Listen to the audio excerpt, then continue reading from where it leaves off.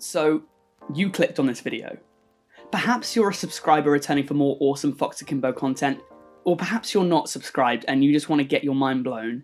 Either way, let it be known that once you watch far enough in this video, there really is no going back. There's no going back to how you might have been 10 minutes ago. I'm going to follow up my Unsolved Mysteries Iceberg with an extension of what I discussed in part 2. I really wouldn't recommend this video to young children or anyone that might be going through something right now, anyone that might be going through existential crises, because the themes in this video are very adult and very pessimistic throughout. Please let it be known that I am by no means a philosopher nor a scientist. I'm just a bloke with a decent knowledge of script writing and the Adobe suite, so if you're going to criticise, please be respectful of that knowledge. Either way, buckle up and try not to lose your head, because this is the Existential Crisis Iceberg explained. Up first, we have being an atheist. The idea that there is no God, no afterlife, and that everything we experience can be explained by science. There was no creation, and every single religious belief is incorrect. Now, I'm going to say this right now, I don't want any political stuff in the comments. If I see any politics, I'm just going to be deleting them. If there's anyone crapping on people for being religious or atheist, I'm going to delete those comments. I can't claim to be an atheist, but one thing I find interesting is to be an atheist is to come to terms with the fact that after you die, there is nothing. There is no heaven, no hell, no afterlife. Once you die, that's it.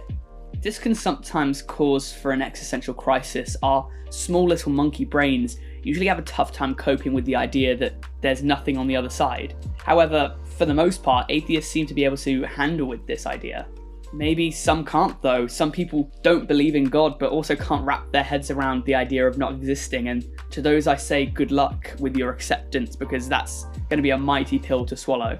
Next up, we have people's first experiences with death. Yeah, really light-hearted video this. If you're lucky, it might not happen until you're able to fully understand the concept of death. If you're unlucky, it might drastically shape the way your life will play forward. It might be a pet, it might be a grandparent, it could even be a parent or a sibling if you're unfortunate. Regardless, a person's first dealing with death is oftentimes one of the most difficult, if it ever gets easier. It frequently gets people to spiral. I remember my first proper time dealing with death. It was my pet guinea pig of 7 years or so. I was 12. I was at a sleepover when it happened and I never got to say my goodbyes.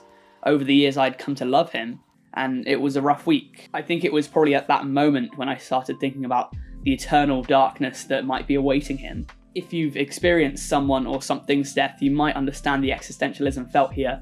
And if not, consider yourself lucky, because if we're fortunate, we'll have to deal with death before we ourselves pass on. Are you enough? It's a serious question, and those three words can sting. The chances are that in your life you will only be able to achieve a handful of things that you set out to do. We tell our children they're special, that they're individual, they're unique. And with a grand total of 7 billion humans on Earth, even if you're 1 in a million, there are 7,000 just like you. Are you enough? I don't know.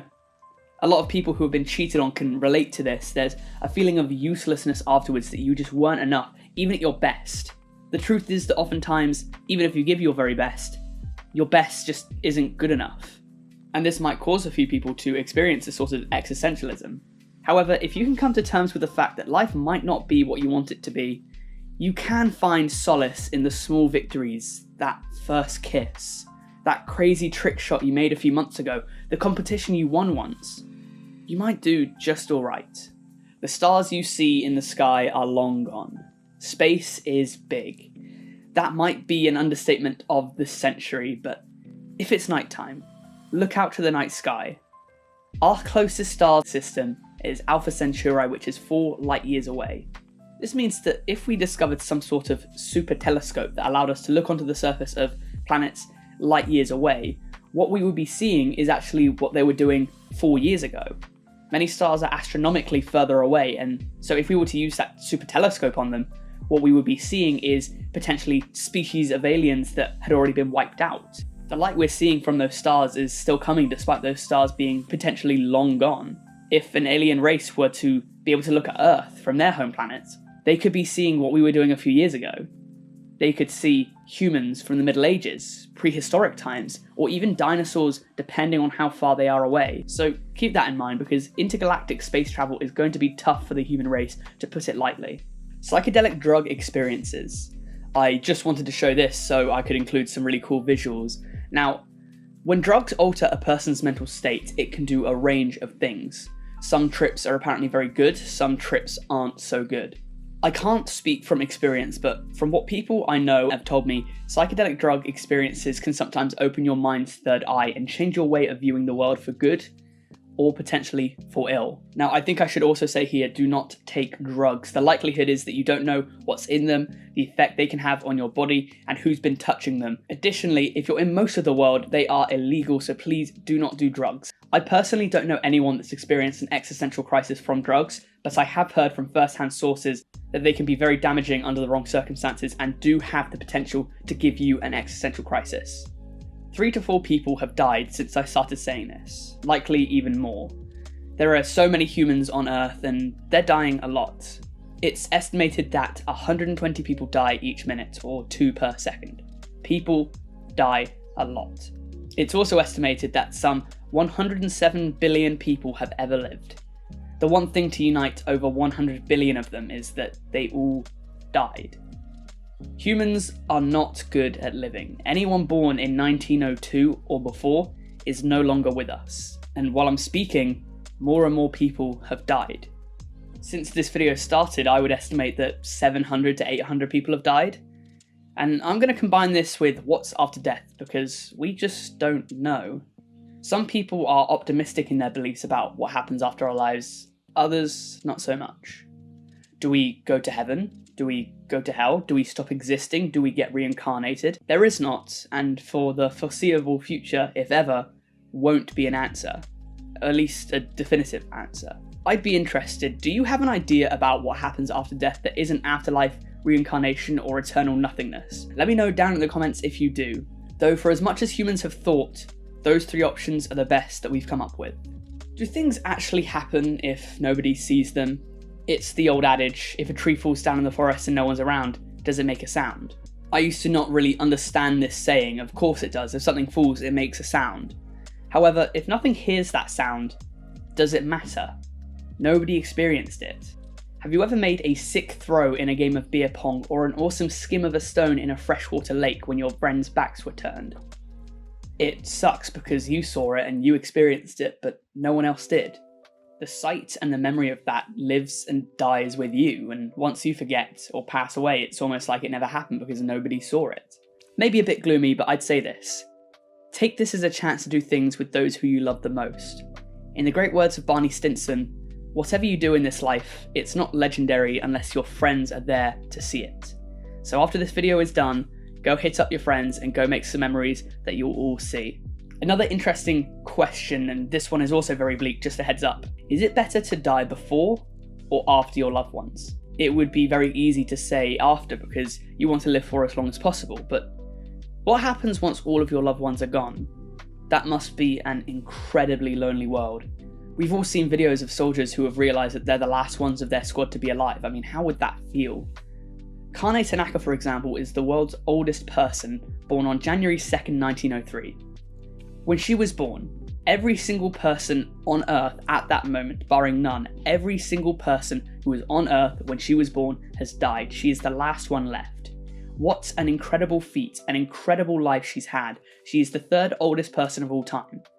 However, her longevity comes at the sad reality that many of her closest have passed. Her husband died in 1990, many of her children died in the mid-1900s, they've been deceased for a long time. Perhaps it would be better to die first, but even if you do, does that not feel like you stopped reading a good book halfway through? There would still be stories left to tell, adventures to be had, cuddles and kisses to be given.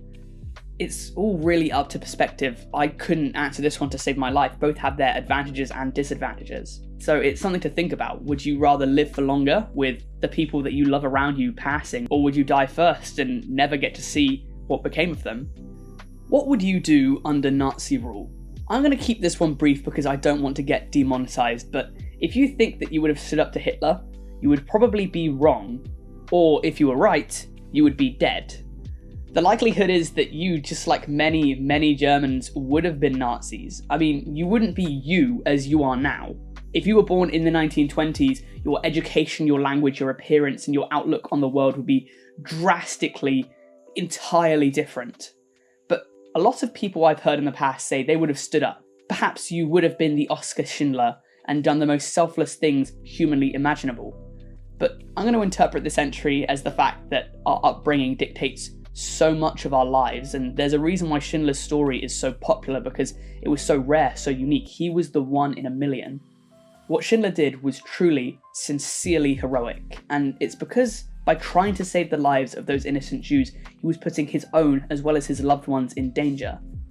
Even so, if the circumstances are correct, something such as Nazism can happen.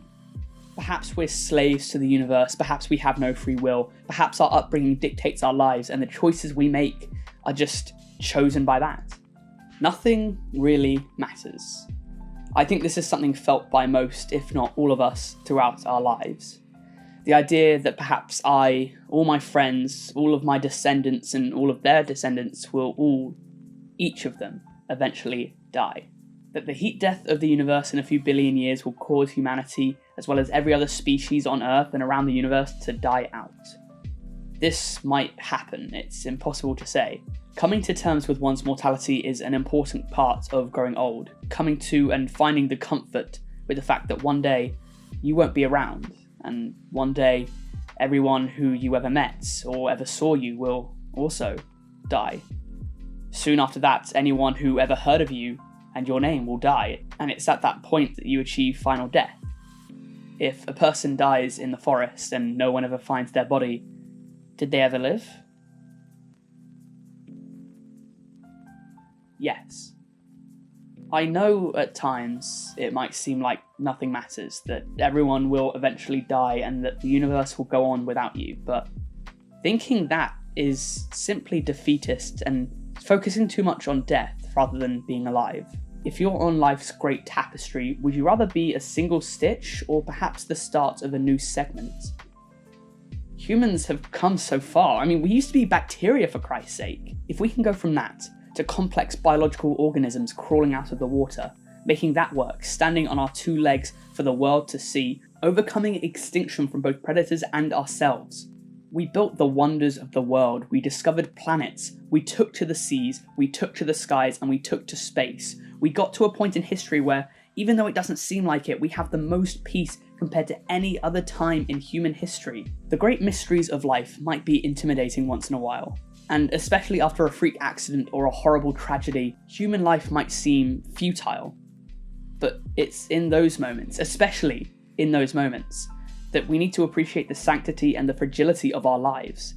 You matter to me, you matter to those around you, and you matter in the galactic game of chess that humans are playing against themselves as we speak. So what are you doing? Hit that subscribe button and go live your life. Make memories, live, laugh, and even love. It's great advice. Appreciate what it is to be human, to have flaws, to make mistakes. Take advantage of what you have. Hey, you can see. Probably. That must be awesome. Take a deep breath in. Your nose is unblocked right now. Probably. I bet you never think of that until you get a blocked nose. Life sometimes sucks. It is what it is, but there are some small comforts that we can take, and maybe, just maybe, it's those small comforts that make life worth living. So that's it from me. I hope you didn't have a mental breakdown or anything. That wasn't my intention. Anyways, we just hit 3k subscribers the other day, and to celebrate, we're going to be doing another Discord call next weekend, sometime on the 1st or 2nd of May. So join the Discord if you want to participate, link in the description as always. My Instagram and Twitter are also linked if you want to follow me on there. Or perhaps you prefer to send me iceberg charts at foxakimbo@gmail.com for a chance to be shouted out in a future video. This video's chart was made by Obscura Taberna, so shout out to them. Anyways, let me know down in the comments what you'd like to see me do next, as I'm only 39 videos in, and I'm already out of ideas. Thank you for watching.